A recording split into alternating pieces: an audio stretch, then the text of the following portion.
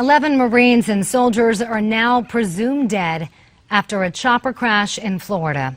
Good morning, I'm Miranda Kahn, and this is your Newsmax Now update. The helicopter went down during a night training exercise at Eglin Air Force Base.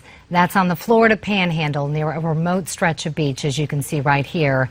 They were in a Black Hawk helicopter just like this one.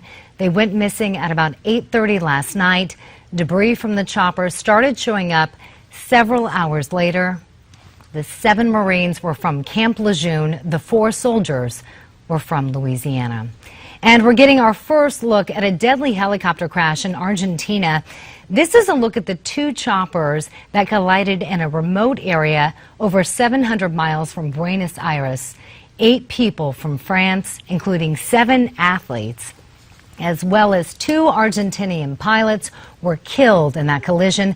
They were there to take part in a reality survivalist show called Dropped.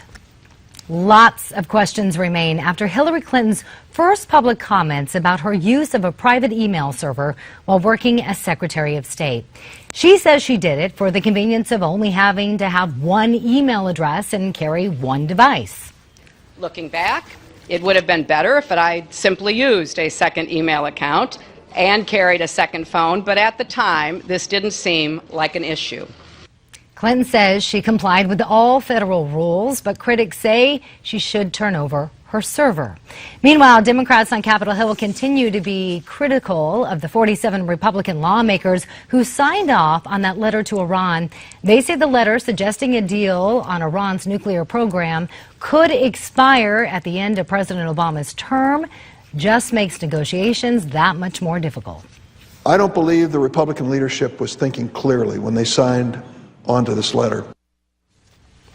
Today on Capitol Hill, Secretary of State John Kerry and Defense Secretary Ashton Carter will appear before the Senate Foreign Relations Committee. They'll be there to answer questions about new war powers to fight ISIS. Apologies today after 2 University of Oklahoma students were expelled for their part in a racist video. One of the students on that video, Parker Rice, issued a statement saying he's deeply sorry for what he did, calling it wrong and reckless. The family of the other student expelled says their son made a horrible mistake. And the biggest song of 2013 was a copy.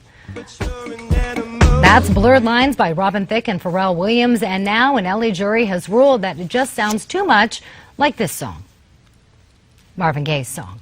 We'll have much more on that story in our next Newsmax Now update.